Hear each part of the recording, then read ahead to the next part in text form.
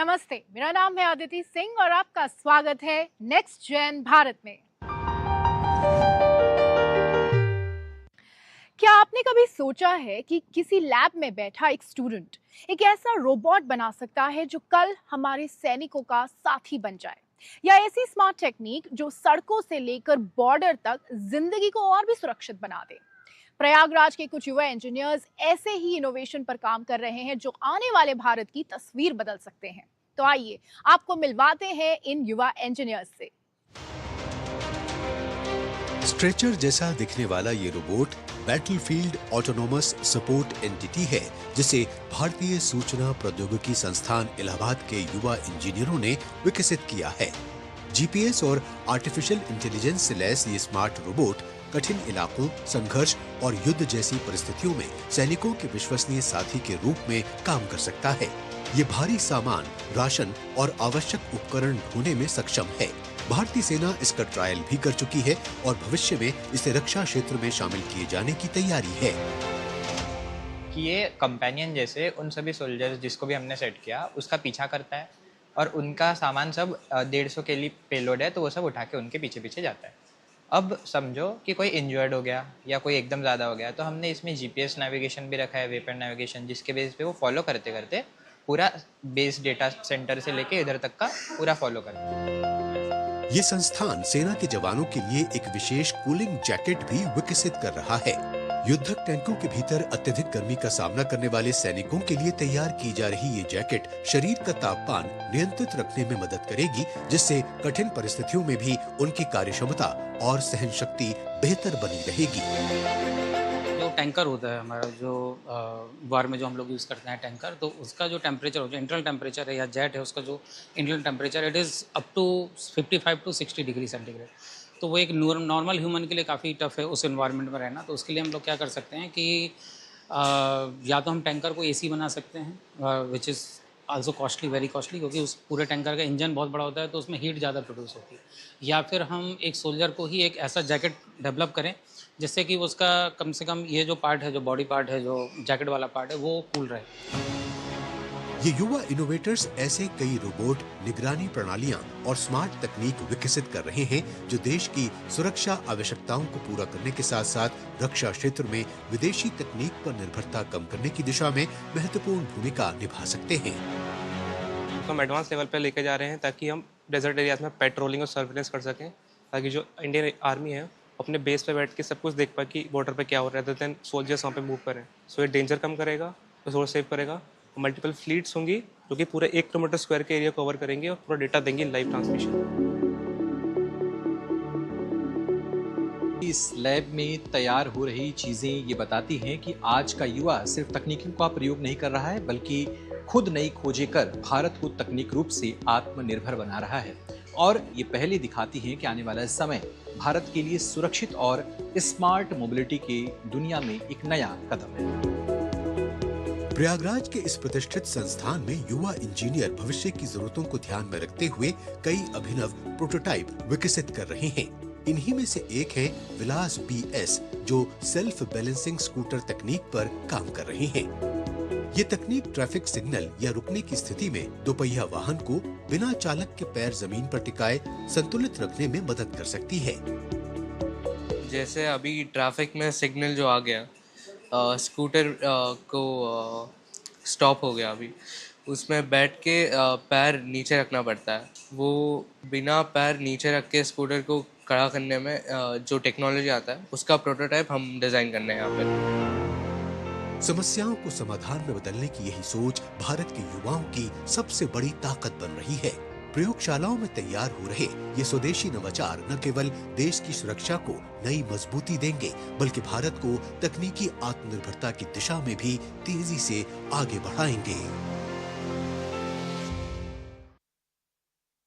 क्या हो अगर आपकी गाड़ी हादसा होने से पहले ही आपको सावधान कर दे, या आपकी पुरानी साइकिल कुछ ही मिनटों में स्मार्ट ही साइकिल बन जाए।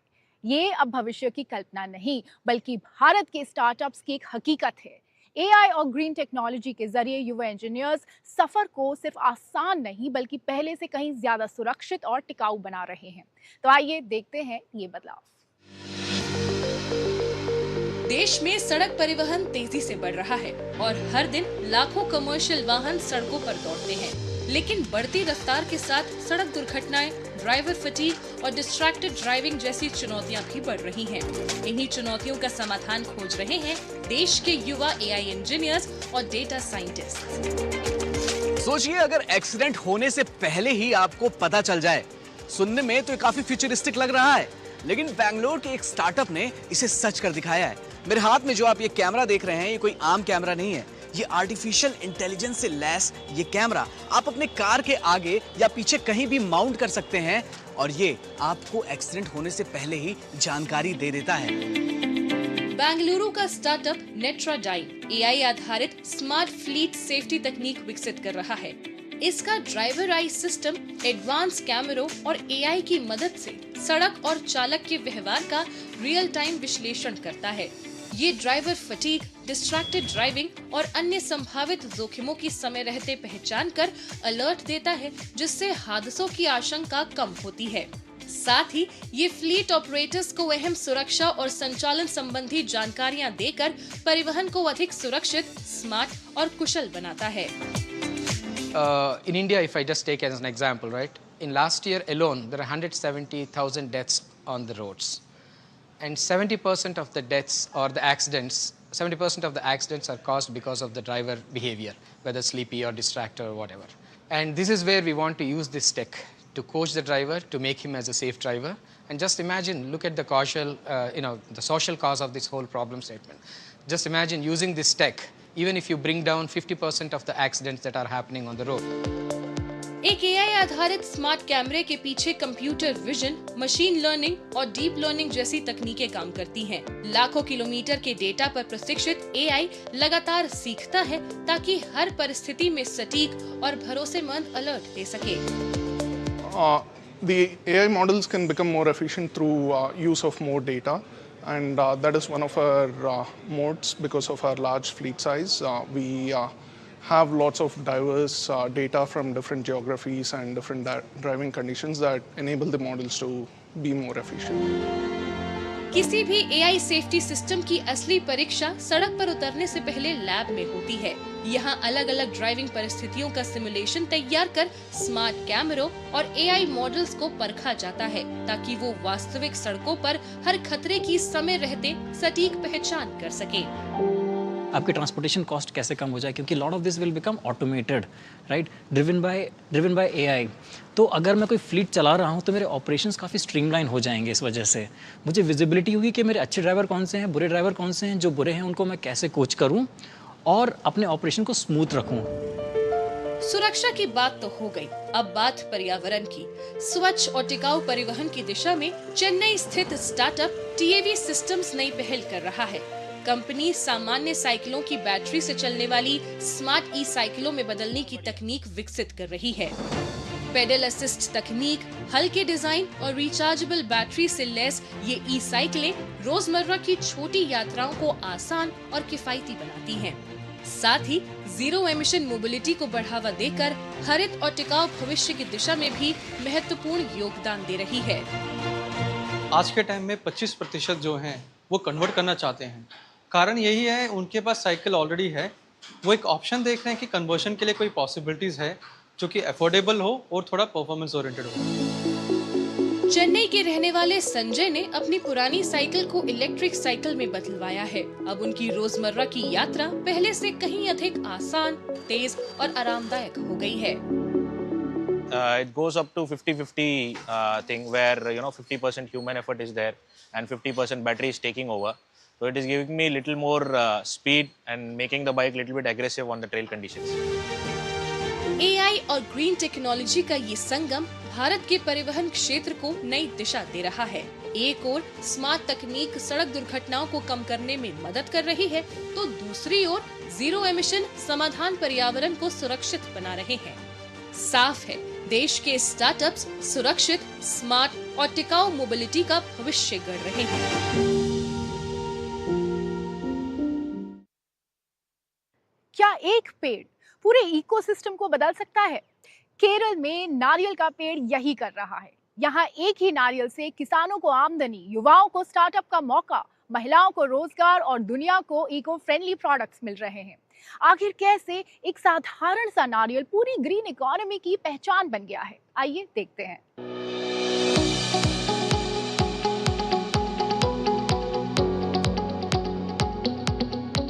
नमस्कारम। उरु इलानीर वेन्नो। केरला में मेहमान नवाजी की शुरुआत अक्सर इसी नारियल से होती है, क्योंकि ये नारियल एक पूरी इकोनॉमी है जिसने लाखों लोगों की रोजी रोटी, परंपरा और सस्टेनेबिलिटी को एक ही धागे में बांध कर रखा है।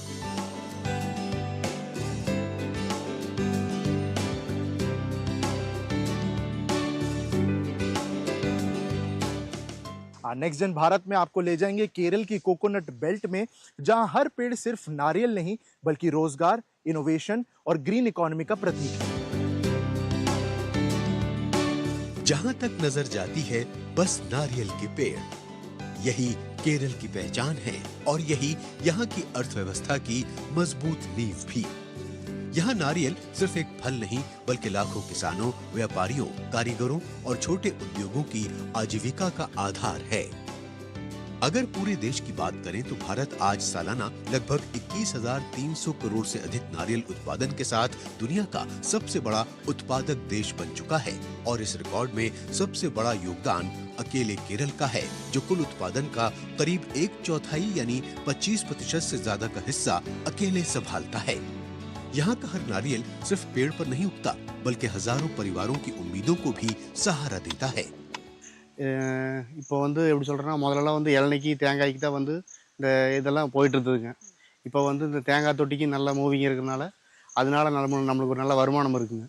முதல்ல விட இப்போ தேங்காய் தொட்டிக்கும் வியாபாரம் இருக்கிறதுனால நம்மளுக்கு நல்லா அதில் ஒரு லாபம் இருக்குதுங்க। लेकिन इस कहानी का सबसे दिलचस्प हिस्सा तब शुरू होता है जब नारियल का इस्तेमाल हो चुका होता है। जिस बाहरी छिलके को अक्सर बेकार समझकर फेंक दिया जाता है, उसी में एक युवा उद्यमी ने नया अवसर देखा। कॉर्पोरेट नौकरी छोड़कर अपनी जड़ों से जुड़ी मारिया क्यूरियाकोस ने एक ऐसा स्टार्टअप शुरू किया जिसने नारियल के छिलकों को खूबसूरत और उपयोगी उत्पादों में बदल दिया। आज यही छिलके देश ही नहीं बल्कि विदेशों तक अपनी नई पहचान बना रहे हैं। So we associate with farmers and also oil mills where they cut the coconut shells and they dry it for copra and oil milling. So there is the place where they use the coconut shells for burning or they are sent to the landfill. So we keep our employees there and we sort the coconut shells by shape, size and thickness. इस unit में आने वाला हर नारियल का छिलका एक नई शुरुआत करता है। पहले इन्हें साफ किया जाता है, फिर मशीनों और कारीगरों की मदद से तराशा जाता है। इसके बाद पॉलिश और फिनिशिंग के जरिए इन्हें designer bowl, cup, home decor और दूसरी इको फ्रेंडली प्रोडक्ट्स में बदला जाता है। जो कभी कचरा माना जाता था, वही आज लोगों के घरों की सजावट और रोजमर्रा के इस्तेमाल का हिस्सा बन रहा है। यानी यहाँ सचमुच वेस्ट टू वेल्थ की सोच जमीन पर उतरती दिखाई देती है। जिसे कभी वेस्ट समझा जाता था, आज वही designer bowls, handicrafts, home decor और कई सारे इको फ्रेंडली प्रोडक्ट्स में बदल रहा है। वेस्ट से वेल्थ और सस्टेनेबिलिटी से अपॉर्चुनिटी तक का सफर, ये सब केरला में लिखा जा रहा है। ये स्वदेशी स्टार्टअप सिर्फ पर्यावरण अनुकूल प्रोडक्ट्स ही नहीं बना रहा बल्कि स्थानीय कारीगरों और ग्रामीण महिलाओं के लिए सम्मानजनक रोजगार के नए दरवाजे भी खोल रहा है। तकनीक और परंपरा का ये अनूठा संगम दिखाता है कि जब देश का एंटरप्रेन्योरशिप मॉडल अपनी जमीनों से जुड़ता है, तब विकास सिर्फ कागजों पर नहीं होता बल्कि उसका सीधा सामाजिक और आर्थिक लाभ सीधे ग्राउंड लेवल तक पहुंचता है। एक पेड़ अनेक कहानियां, प्यास बुझाने वाले नारियल से लेकर लाखों लोगों के रोजगार तक और वेस्ट को सस्टेनेबल प्रोडक्ट्स बदलने तक, केरला का कोकोनट इकोनॉमी हमें दर्शाता है कि अगर परंपरा और इनोवेशन साथ देते हैं, तब विकास सिर्फ अर्थव्यवस्था का नहीं बल्कि पर्यावरण का भी होता है।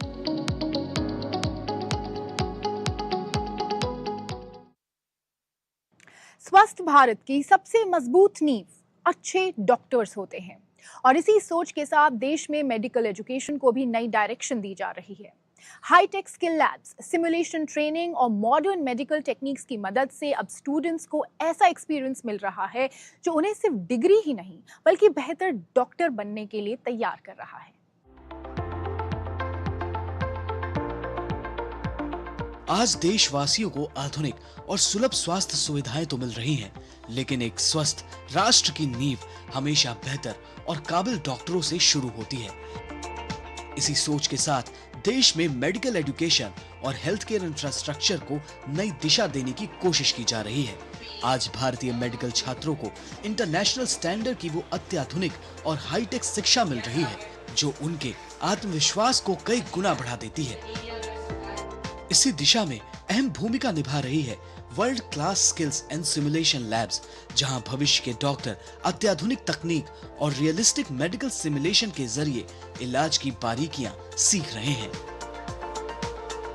और skills and simulation has become part and parcel of education, जो ये बहुत इंपॉर्टेंट है, क्योंकि क्या होता है कि स्टूडेंट्स को जब नॉलेज दिया जाता है और उसको डायरेक्टली पेशेंट पे जाके प्रैक्टिस करने को बोलते हो या ट्रीट करने को बोलते हो, तो इसमें पेशेंट सेफ्टी का प्रॉब्लम आ जाता है। तो उसको दायरे में रख के हम लोग पेशेंट सेफ्टी को अच्छी तरह से ध्यान में रख के उनको स्किल्स के लिए प्रैक्टिस के लिए बुलाया जाता है।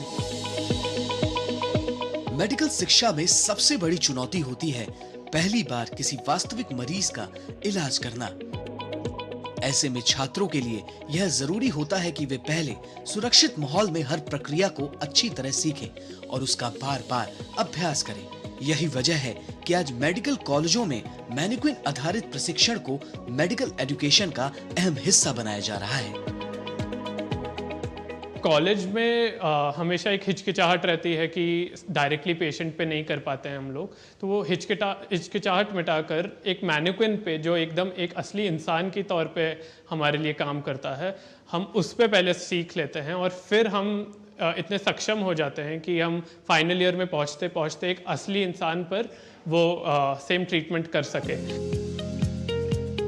सिर्फ अंतिम वर्षों में ही नहीं बल्कि अब मेडिकल छात्रों को शुरुआती दौर से ही प्रैक्टिकल ट्रेनिंग से जोड़ा जा रहा है।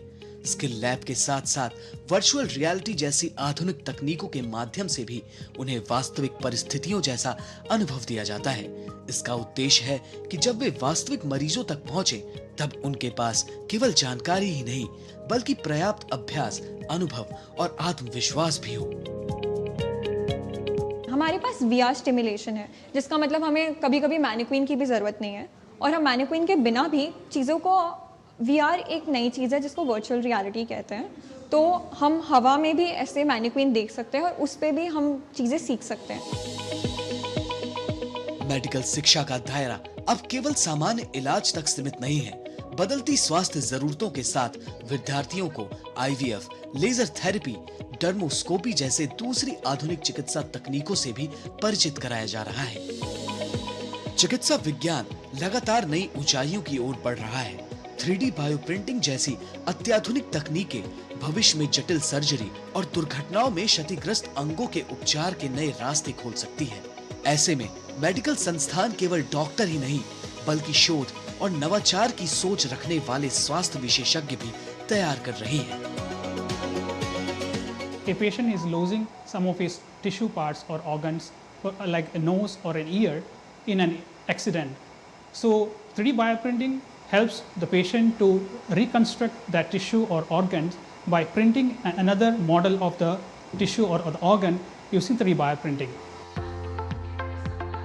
ये सब कुछ दर्शाता है कि आज मेडिकल एजुकेशन तेजी से बदल रही है। अत्याधुनिक तकनीक, सिमुलेशन आधारित प्रशिक्षण और रिसर्च पर बढ़ते फोकस के साथ देश ऐसे डॉक्टर तैयार करने की दिशा में आगे बढ़ रहा है जो सिर्फ चिकित्सा विज्ञान में दक्ष ही नहीं बल्कि बदलती स्वास्थ्य चुनौतियों का सामना करने के लिए भी पूरी तरह तैयार हो। भारत मेडिकल एजुकेशन के क्षेत्र में तो आगे है ही, लेकिन साथ ही कुछ ऐसी टेक्नोलॉजी भी विकसित कर रहा है जो आने वाले समय में इलाज को और बेहतर बनाएंगी। ऐसी एक टेक्नोलॉजी हम आपको दिखाने जा रहे हैं, वो काफी फ्यूचरिस्टिक है, जिसको गले में पहनते ही आपके दिमाग को वो एकदम शांत कर देता है। तो चलिए दिखाते हैं कि टेक्नोलॉजी है क्या और ये काम कैसे करती है। सोचिए, अगर एक छोटा सा गैजेट जिसे आप ईयरफोन की तरह पहन सकें, वही आपकी सेहत का ख्याल रखने लगे तो कितना अच्छा होगा। हैदराबाद का स्टार्टअप ऐसा ही एक अनोखा डिवाइस तैयार कर रहा है जिसे हम अपनी भाषा में वेरेबल मेडिकल डिवाइस कहते हैं। यह छोटा सा गैजेट बिना किसी दवाई के सीधे आपके दिमागी सेहत को दुरुस्त करने का काम करता है। जैसे आपको अगर रात में नींद आने की दिक्कत है तो आप दवाई लेते हैं, तो यह डिवाइस बिना किसी दवाई के सीधे आपके दिमाग को शांत करके आपको एक गहरी और चैन की नींद सुलाने में मदद करता है। Every 1 in 6 people are suffering with sleep issues. So ये बहुत ही बड़ा नंबर है और इसके लिए हमारे पास very constructive solutions नहीं है. So we have some kind of solutions in the pharmacy space, but these are not sufficient as in today for the common man. इसीलिए हम लोग इसके ऊपर रिसर्च करके हम लोग एक सोल्यूशन बनाया, एक सिंपल वेरेबल डिवाइस है and it is a patented technology and the first time in the world.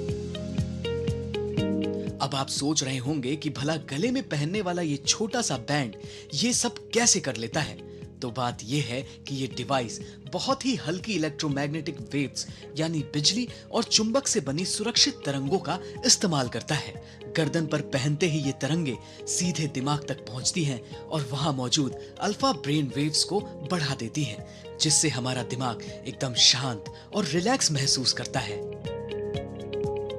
Different persons, there are unstabilized magnetic waves like that. For that purpose, they can't get even sleep and they will stress more actually. So this device, what will do is, this will emit slow electromagnetic wave from here, and it less than 10 milligas only. Then it will give, then it will enter your brain through here. We should wear the device like this, and it will stabilize whatever the unstabilized electromagnetic field in your body. बात सिर्फ दिमागी सुकून की ही नहीं है। हमारे innovators एक और बड़ी मुश्किल का हल निकाल रहे हैं।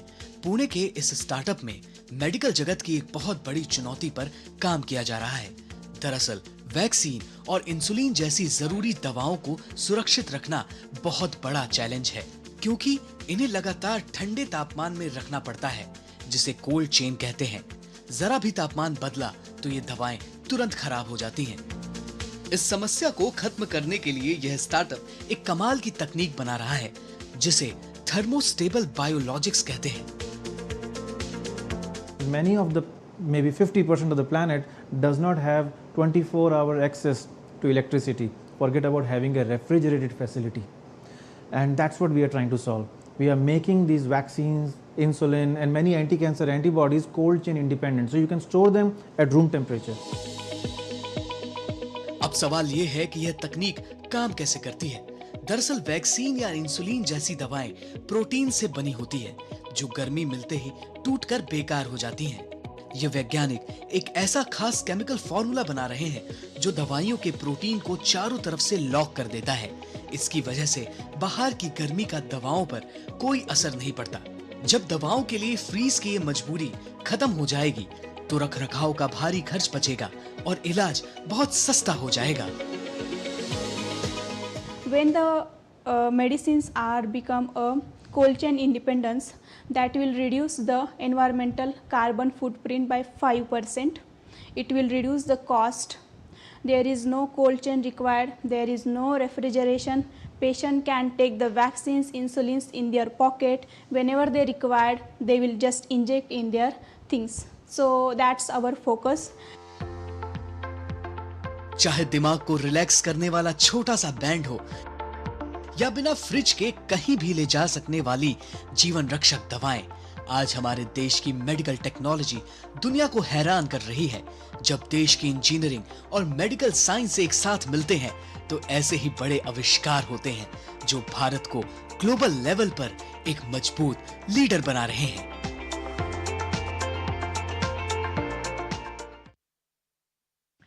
आज के शो में फिलहाल इतना ही। अगले एपिसोड में आपसे फिर मुलाकात होगी। तब तक के लिए धन्यवाद।